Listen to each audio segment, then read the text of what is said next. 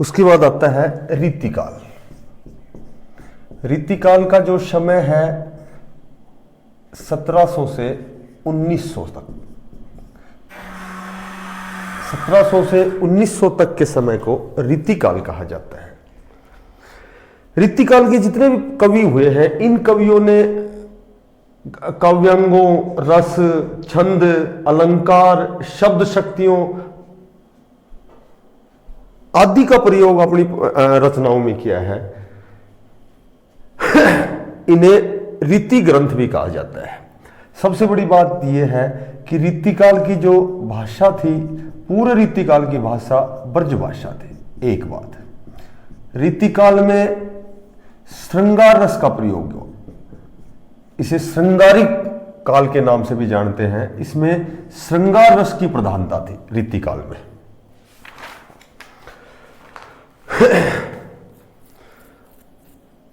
और आचार्य रामचंद्र शुक्ल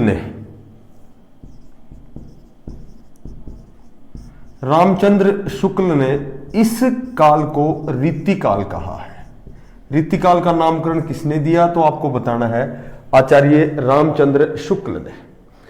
मिश्र बंधु जिन्होंने समय के आधार पर भारतीय हिंदी साहित्य के इतिहास को बांटा है, मिश्र बंधुओं ने इसको अलंकृत काल कहा है।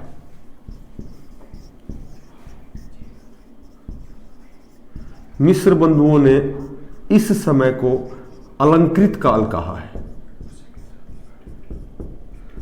उसके बाद विश्वनाथ प्रसाद मिश्र ने श्रृंगार काल कहा है।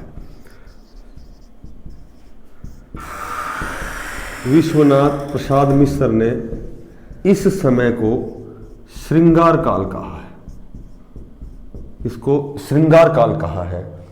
और डॉक्टर रसाल ने इस समय को कला काल कहा है। कला काल के नाम से इसको अलंकृत किया है। रीतिकाल में 3 धाराएं प्रभावित हुई हैं, 3 प्रकार के कवि हुए हैं। सबसे पहले तो हुआ है रीतिबद्ध कवि, सबसे पहले रीतिबद्ध हुए हैं, फिर उसके बाद रीति सिद्ध कवि हुए हैं, और उसके बाद रीति मुक्त हुए हैं, जो रीति की परिपाटी से मुक्त रहे हैं, रीति मुक्त। जिन्होंने लक्षण और लक्ष्य वाली पद्धति अपनाई है वे रीतिबद्ध हुए हैं। सेनापति है, रीतिबद्ध में सेनापति है, उसके बाद देव है, देव के बाद मतीराम है, मतीराम के बाद केशवदास है, केशवदास है, ये रीतिबद्ध कर। और जो रीति सिद्ध कवि हुए हैं, इन कवियों ने रीति शैली को अपनी उसमें पृष्ठभूमि में रखा है। इसमें बिहारी, कृष्ण कवि, बेनी, इसमें मुख्य जो रीति सिद्ध है बिहारी है, उसके बाद बेनी है, या फिर एक और हुआ है कृष्ण कवि हुआ है। 3 प्रकार के 3 ही कवि है रीति सिद्ध में। उसके बाद रीति मुक्त। इन्होंने क्या किया कि रीति से हट करके अपनी अलग से प्रवृत्ति को संचालित किया है। इसमें घनानंद है, रसखान है, इनमें एक तो घनानंद है, रीति मुक्त में रसखान है, उसके बाद में आलम है, बोगा है, ये इत्यादि कवि हुए हैं जो रीति मुक्त। रीति मुक्त की एक विशेष बात यह है कि इन्होंने काव्य शास्त्र के नियमों पर ध्यान नहीं दिया, और जितनी भी प्रकार की रचनाएं की हैं अपने हृदय की अनुभूति के आधार पर इन्होंने रचना की है। रीतिकाल का जो प्रवर्तक कवि है, रीतिकाल का जो प्रवर्तक कवि है, जैसे भक्ति काल में विद्यापति को मानते हैं, इसमें जो प्रवर्तक कवि है केशवदास को माना जाता है। केशवदास को माना जाता है। केशवदास रचना की दृष्टि से तो रीतिकाल के हैं, और काल के अनुसार, समय के अनुसार केशवदास को भक्ति काल का मानते हैं। तो रीतिकाल के जो प्रवर्तक कवि के रूप में माना जाता है, केशवदास को माना जाता है।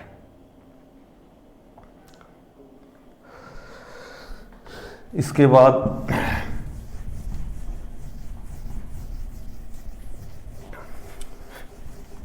रीतिकाल के कवि और उनकी रचनाएं।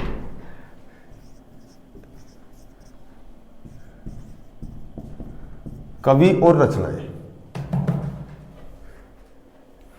सबसे पहले चिंतामणि। चिंतामणि इसकी रचना है रसविलास। रसविलास किसकी रचना है? रसविलास चिंतामणि की रचना है। कविकुल कल्पतरु।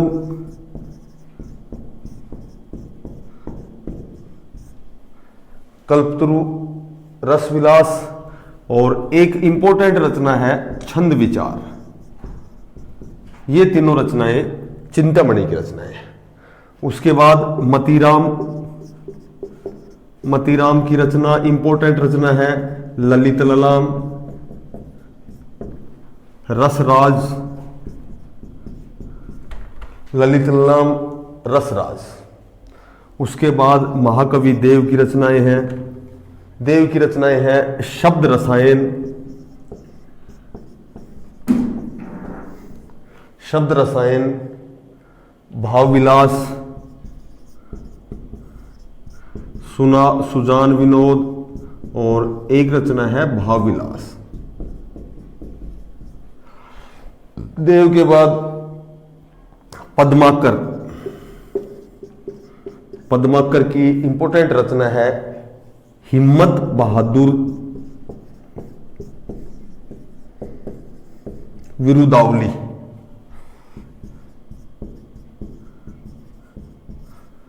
विरुदावली।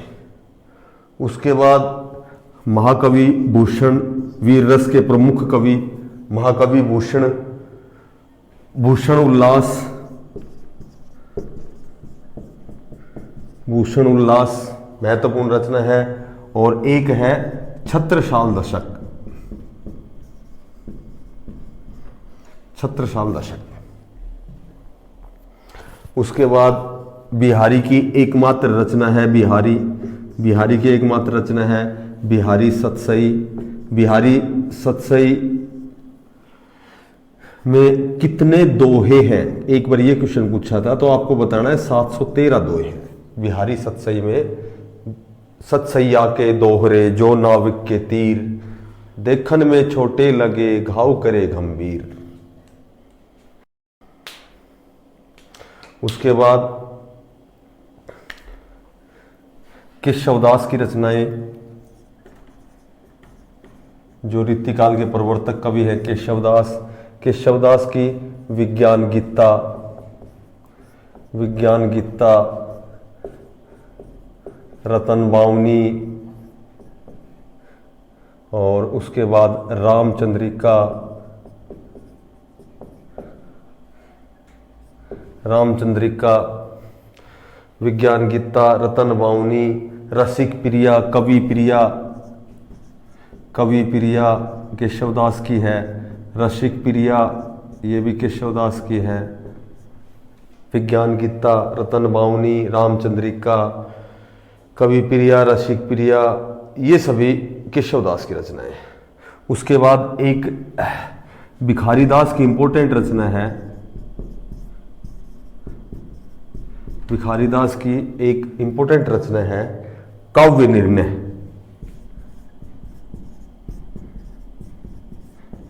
काव्य निर्णय।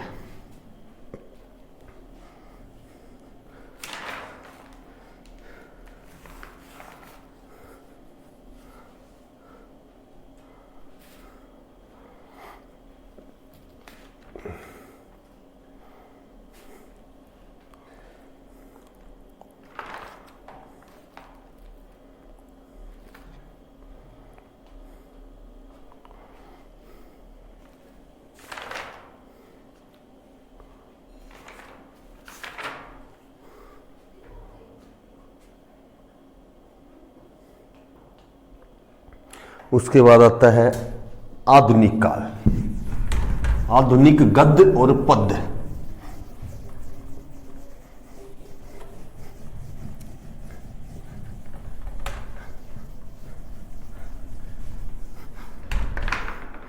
उसके बाद आधुनिक युग, आधुनिक काल। आधुनिक काल का समय 1900 से अब तक, 1900 से आगे आधुनिक काल है। इसमें सबसे पहले आता है भारतेंदु युग। भारतेंदु युग 1857 से 1900 तक के समय को भारतेंदु युग के नाम से जाना जाता है। उसके बाद आता है द्विवेदी युग, और द्विवेदी है महावीर प्रसाद द्विवेदी, जिनका समय है 1900 से 1920 तक। उसके बाद आता है छायावाद। छायावाद 1920 से 1936 तक। और उसके बाद प्रगतिवाद। प्रगतिवाद 1936 से 1943 तक आता है। उसके बाद आता है प्रयोगवाद, और प्रयोगवाद का जो समय है 1943 से 1953 तक। और उसके बाद आती है नई कविता, और नई कविता का समय 1953 से आगे, ये है नई कविता, ये है आधुनिक काल।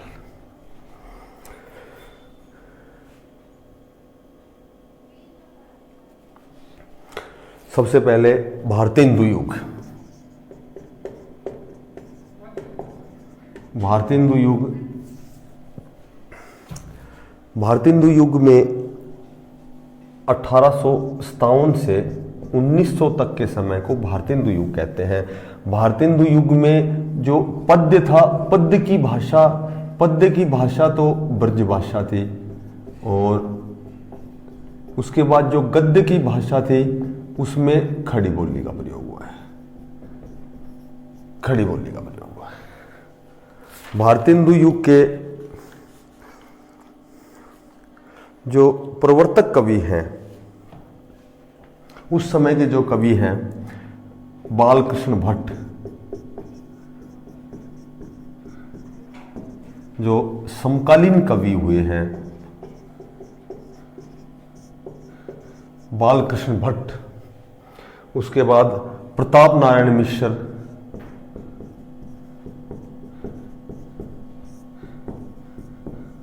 प्रताप नारायण मिश्र। उसके बाद राधाचरण गोस्वामी,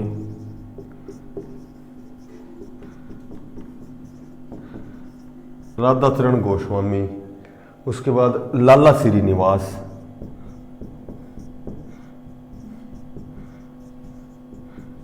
लाला श्रीनिवास। उसके बाद देवकी नंदन खत्री,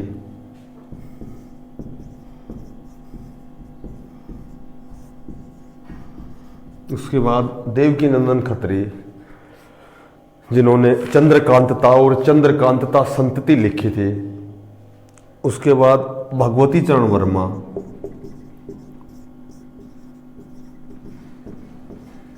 भगवती चरण वर्मा, और मक्खनलाल चतुर्वेदी।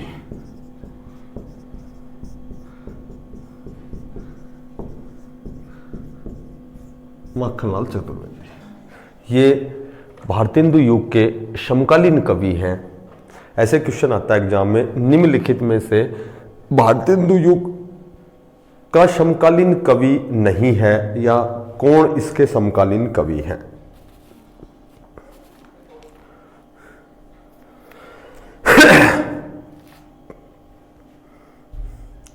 आधुनिक काल जो तत्कालीन राजनीतिक गतिविधियों से प्रभावित हुआ है, इसे हिंदी साहित्य का सर्वश्रेष्ठ युग इसलिए माना जाता है क्योंकि इसमें पद्य के साथ साथ गद्य, समालोचना, कहानी, नाटक, इनका व्यापक रूप से आम बोलचाल की भाषा में इनका प्रयोग हुआ है। और आधुनिक युग की जो मुख्य विशेषता है वह है इस समय गद्य की प्रधानता रही है। इस काल में होने वाला जो मुद्रण कला का आविष्कार हुआ है, और इस आविष्कार ने भाषा विकास में महत्वपूर्ण योगदान दिया है, और भाषा के रूप में खड़ी बोली को अपनाया है। क्योंकि आज भाषा का जो मानक रूप है या परिनिष्ठित रूप है वह खड़ी बोली है। भाषा का आज जो परिनिष्ठित रूप है वह खड़ी बोली है। सबसे पहले लिखो भारतेंदु हरिश्चंद्र।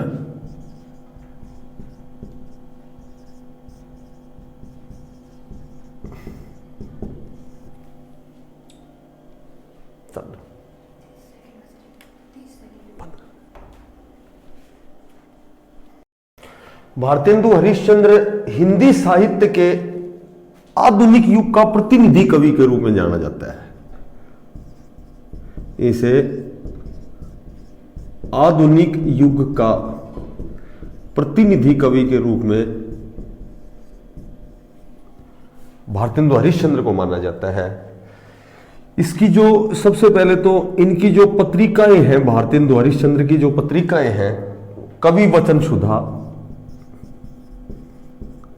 कवि वचन सुधा भारतेंदु हरिश्चंद्र की पत्रिका है कवि वचन सुधा, और एक है सबसे पहली जो पत्रिका है हरिश्चंद्र मैगजीन। ये दो पत्रिकाएं हैं। हिंदी साहित्य की प्रथम जो पत्रिका है हरिश्चंद्र मैगजीन के नाम से जानते हैं। उसके बाद इनके नाटक आते हैं, भारतेंदु हरिश्चंद्र के नाटक आते हैं भारत दुर्दशा,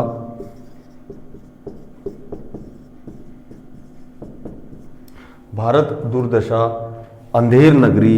इंपॉर्टेंट तो ये दो ही है, भारत दुर्दशा, अंधेर नगरी। और उसके बाद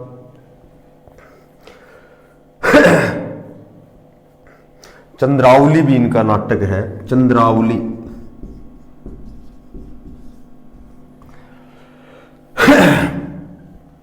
लाला श्रीनिवास का एक सबसे हिंदी साहित्य का सबसे पहला मौलिक जो उपन्यास है परीक्षा गुरु, मौलिक उपन्यास लाला श्रीनिवास का सबसे पहला परीक्षा गुरु जो उपन्यास है, यह है हिंदी साहित्य का प्रथम मौलिक उपन्यास है परीक्षा गुरु। सबसे पहला मौलिक उपन्यास है परीक्षा गुरु लाला श्रीनिवास का। देवकी नंदन खत्री का है एक तो चंद्रकांतता, चंद्रकांतता और चंद्रकांतता संतति, चंद्रकांतता संतति, ये दोनों देवकी नंदन खत्री के हैं। उसके बाद राजा भोज का सपना शिव प्रसाद सितारे हिंद का है। उसके बाद भगवती चरण वर्मा, भगवती चरण वर्मा, भगवती चरण वर्मा के जो इंपोर्टेंट उपन्यास है, एक तो है भूले बिसरे चित्र,